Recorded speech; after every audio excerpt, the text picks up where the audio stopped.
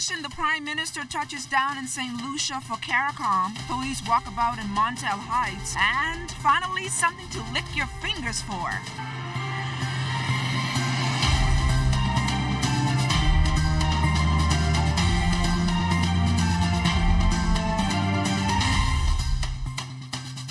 Happy Tuesday. Welcome to the Morning Edition. I'm LaDawn Davis. Thanks for waking up to us. Before we get started with our newscast this morning, we're going to tell you about a challenge we have in store for you during the month of July to help you celebrate independence. We will run a clue in our newscast every day until July 26th. The clue will be an iconic Bahamian scene, monument, or place. The clues will run in our newscast unannounced Monday to Friday, and the first person to call 502-3880 each Friday with all 5 clues in the correct order will win a weekend stay at Comfort Suites on Paradise Island. Now that we've squared away all that, let's turn things over to our weatherman Basil Dean, who is standing by with this morning's weather report. Good morning, Basil.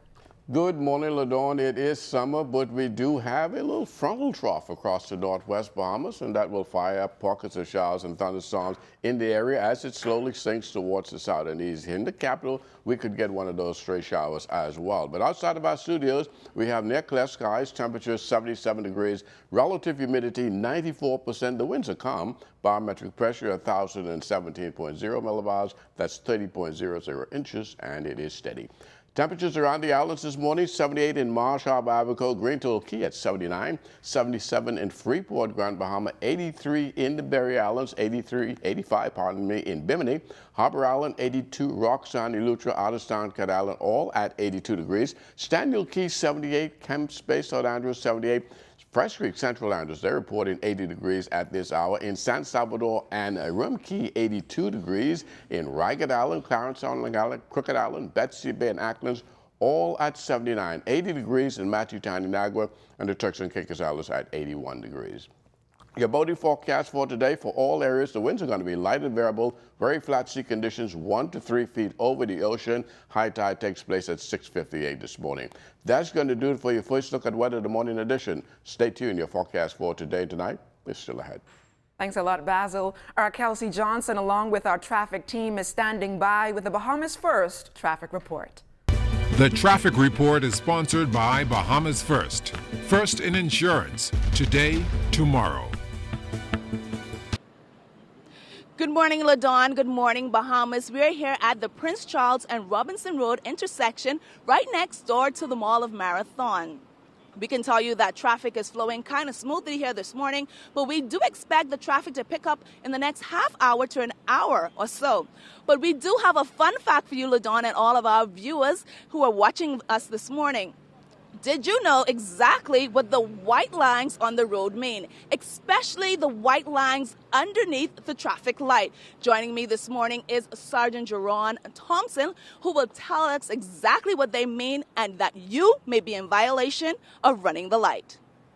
Good morning to you. Good morning, Bahamas. The white bars are stop bars, as you can see. Traffic stop bars. You're not to pass those lines. Once you pull up to the light and the light is on red, you have to stop at those lines in order to go beyond those lines. If you go beyond those lines, you'll be guilty of a fine of $250 for failing to obey a traffic sign or signal. And if I am unaware that I passed the that white line, how do I bring knowledge, or how does the police bring knowledge to that? Through the same media, through the media and education. We go to schools and different establishments, and we explain in detail the laws and different traffic signs. But it's very hard, it's very difficult to miss that solid white line. It's about 8 inches wide. It's very, very difficult to miss that. So once the light is red, don't sneak past the line, pull up right to the line. And it's very important to pull up to the line because it also triggers the sensors for the lights to allow the traffic light to know that you're there. If you are 4 or 5 feet away from the line, then the traffic light will remain red. It will not change to green. All right, thank you so much, Sergeant Thompson and LaDawn. I hope you and I don't be pulling up too far or underneath or close underneath the traffic light and not get a ticket. Back to you in the studio. Thanks a lot, Kelsey. Now on to our top story this morning. Tourism will be the primary topic of discussion when the Prime Minister, the Most Honorable Dr. Hubert Minnis, meets with the Prime Minister of St. Lucia this evening. The talks come one day before the official start of the 2019 CARICOM Heads of Government meeting. Ministry of Tourism officials recently revealed back in March that the Bahamas welcomed 6.6 million visitors in 2018, with air arrivals increasing by 16.7%. The Caribbean Tourism Organization reported last year, March, that tourism on St. Lucia for 2017 broke records with an all-time high of over 1 million visitors. This evening's high-level talks on tourism are expected to enhance the sector for both island nations in the near future. The regional tourism is expected to begin at 7 o'clock this evening in St. Lucia.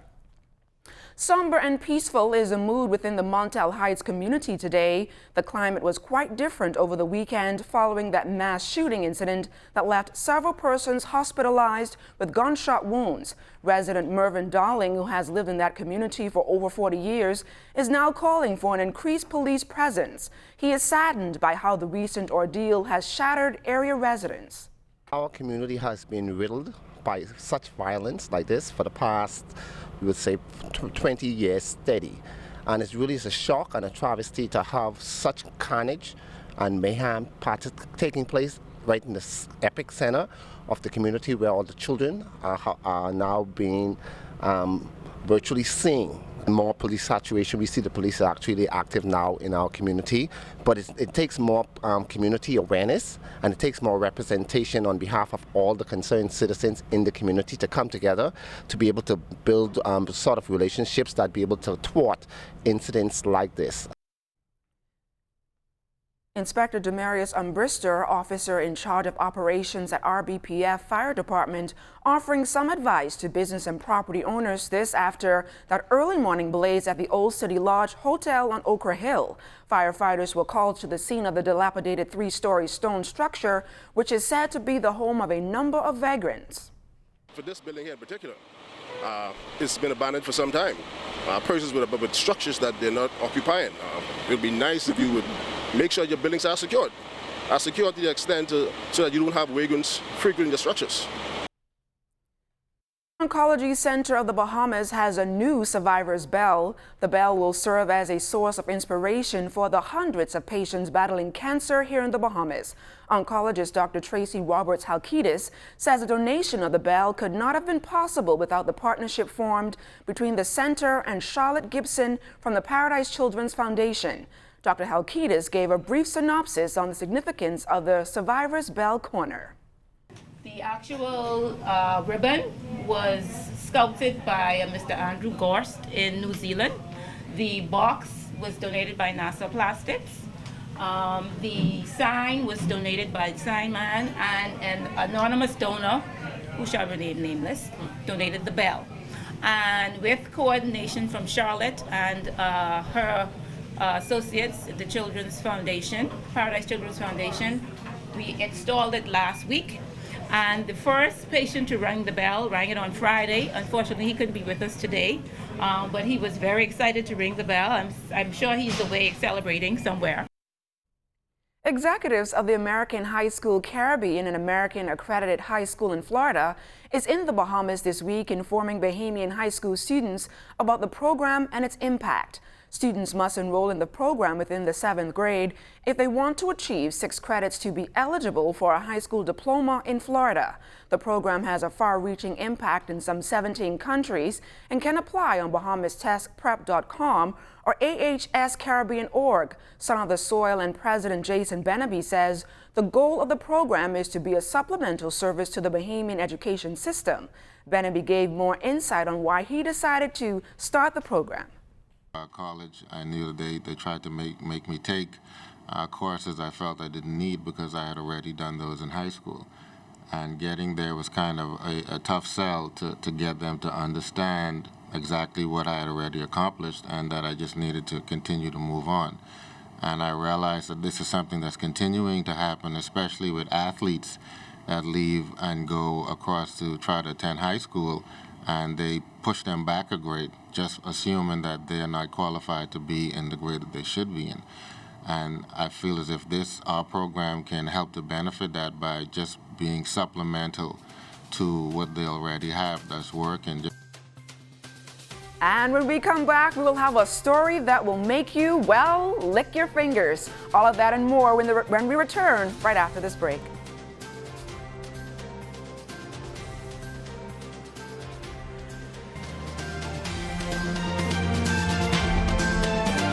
I watch the morning show to keep up with the flow of traffic and to watch the weather. Welcome back to the Morning Edition. Find out what's the key ingredient behind this delicious dish, which is filled with bold spices and flavors. Kelsey Johnson stepped into the kitchen with Chef Kiwanis Miller, who is preparing for the upcoming Guinness X Meatopia competition in Ireland. Chef Miller is all set to leave for the 3-day event, which will feature top chefs from around the world on Thursday at the Guinness Open Gate Brewery. Take a look. It takes time to find that special ingredient which will make a perfect blend. Sure, the onions, sweet pepper, a pinch of ginger, and purple cabbage adds flavor. But what can send your taste buds over the top? For Chef Kiwanis Miller, it's Guinness. It's not only good for you, it brings out greatness. I'm our official Guinness ambassador for the country. We have 2 people coming from Trinidad and Tobago, and everybody else to be different chefs throughout Europe. So I was selected through our works of a photo shoot I did with Guinness Caribbean a few months back. I had prepared different dishes, a 3-course meal actually, using Guinness as the main ingredient. And some of the people from Europe flew down a few months after that to congratulate the Guinness team here on their sales for the quarter. And I did a small catering tasting for them for that meeting, and they were really impressed by it. Chef Miller is preparing to represent the Bahamas at the Meatopia competition in Dublin, Ireland. The 3-day tournament will feature some of the best chefs from around the world. Miller, who was selected by Commonwealth Brewery Limited, has a few tricks up his sleeve, and just like any Bahamian chef or person coming from the Caribbean, spices are important. I would like to have some goat pepper available, some fresh thyme, Spanish thyme, a little bit of ginger, garlic, probably incorporate some plantain for garnish and stuff like that. So I definitely like to bring a Caribbean flair, because on that side of the world it's not as prominent as it is on this side of the world. So to be able to bring that and introduce a whole different flavor profile, I think is going to be amazing for everybody in attendance here. Here's what he'll be cooking up. But with the stir frying, you want to cook it at a high temperature. Once you see the pot start to smoke, then it's good and ready to go. The reason being, you want the meat to get a nice sear, nice crisp crust on it, and what that's going to do is going to lock in all the juices on the meat.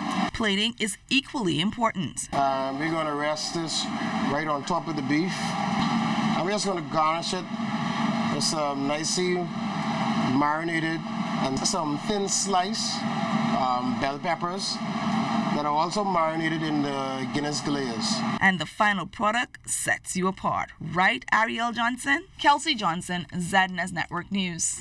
Some great food there, Kelsey. Kiwanis Club of Cable Beach and Kiwanis Club of Over the Hill have come together to host a fabulous fundraiser, a night of cigars. President of Kiwanis Club of Cable Beach, Don Arana, joins us this morning to tell us about the importance of supporting this event. Don, welcome to the Morning Edition. It's a pleasure to be here. Thank you. So Don, talk to us a little bit about Kiwanis and some of the civic activities that you guys take part in. Kiwanis is involved in doing a lot of work with young kids in the community. We specialize and focus on most of the local charities, providing them, especially when it's time for school, with things which they would require for school. We also get involved in assisting kids who are in need. One of the things that Kiwanis is most concerned about is the amount of kids that are not involved in civic organizations. We're trying to encourage more children to get involved through our school youth groups. What is a night of cigars? It's a night where men, women get together and enjoy fine Cuban cigars. We've been doing this now for 20 years, and this is the second year that we're doing it with the Kiwanis Club of Over the Hill. This is a joint venture for us, and we enjoy having them as one of our brother clubs who are involved with this event. Now, for persons who want to attend the Night of Cigars, what can they actually expect there? The donation is $50. You can expect to have some of the finest Cuban cigars available. You can eat as much as you want and drink as much as you want. It's only a $50 donation, and certainly we can have prizes, door prizes as well. Sound like a buffet style kind of event. So where will the proceeds go? It's going to go to our local children's charities. And when and where will the event take place? It's going to be July 5th. It's going to be at number 23 Vista Marina, which is off West Bay Street, and it's at my residence. And you're excited about this year's event? Yeah, because we have a lot of persons who are doing this now for the 20th time. This is our 20th year, so it's been going quite well. Don Arna, thank you so much for joining us here on the Morning Edition, and best of luck in your Thank you. event. It's a pleasure being here. Thank you. Charles, what's coming up in sports? Well, Don, look like you and I have something to do this coming Friday. You will be my date at the Cigar event. Please don't turn me down like you've been doing in the past. And guess what? It's all about tennis today. The ITF Junction Bowl in full gear over there at the National Tennis Center.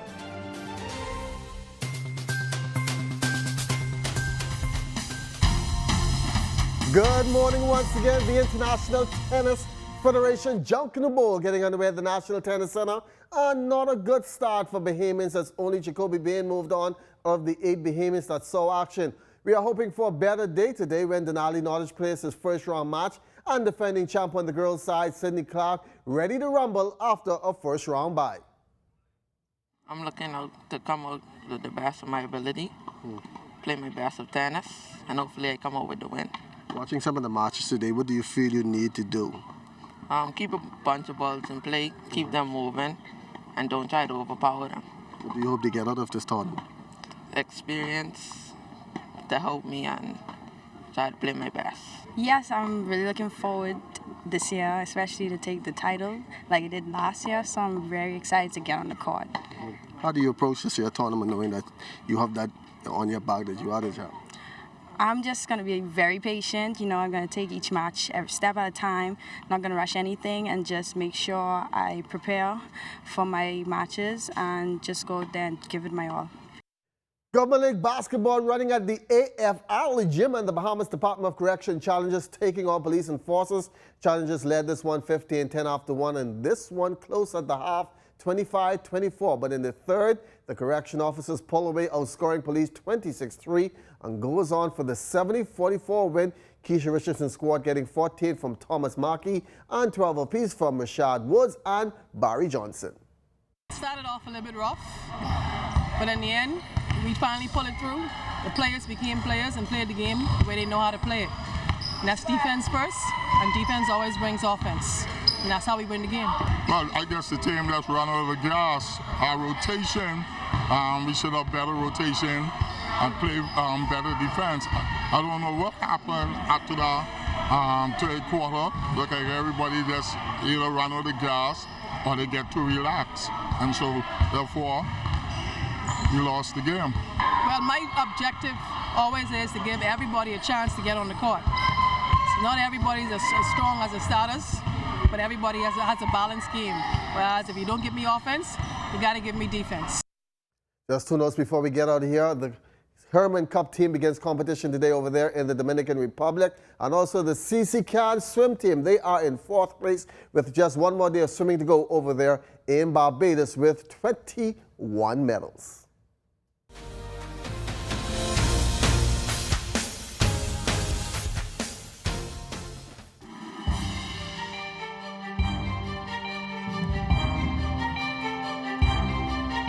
In our final look at weather, the tropics quiet again this morning and will remain so right through Sunday, but we do have a frontal trough across the northwest Bahamas. That's kind of unusual this time of the year, but nevertheless very much welcome as it pushes towards the south. Will trigger a few showers in the vicinity, and some of those could be heavy at times, particularly this little pocket right here to the west of Andros. And forecast for today calls for periods of clouds and sunshine, isolated showers and thunderstorms in the mix, particularly near that frontal trough. High temperature today getting up to about 89, 90 degrees thereabout, but the heat index going to be around 103 degrees. And tonight, we're looking at partly cloudy conditions. Things are expected to dry up as that trough pushes south of the capital. Low temperature tonight getting down to 78 degrees. Extended weather forecast. That trough will back up on Thursday, bringing some showers back to the area, but will dry out on Friday, heading into the weekend. Lots of sunshine and rather pleasant conditions as the winds are expected to pick up just a tad as well. LaDon? Thanks, Basil. And remember, during the month of July, to help you celebrate independence, we will run a clue in our newscast every day until July 26th. The clue will be an iconic Bahamian scene, monument, or place. The clues will run in our newscast unannounced Monday to Friday, and the first person to call 502-3880 each Friday with all 5 clues in the correct order will win a weekend stay at Comfort Suites on Paradise Island. Make sure to write down that number, 502-3880. And that's a wrap for us this morning. Make sure to join us tomorrow at 7 a.m. And don't forget to look out for the clues to win that classy weekend stay at Comfort Suites. For the entire Morning Edition team, I'm LaDawn Davis. Have a fantastic day, everyone. I text this girl, she texts me back. She says she ready for some of that. I say, what you talking about? You know. She stopped the show. Well, let's go. I pick her up. Round 9 o'clock.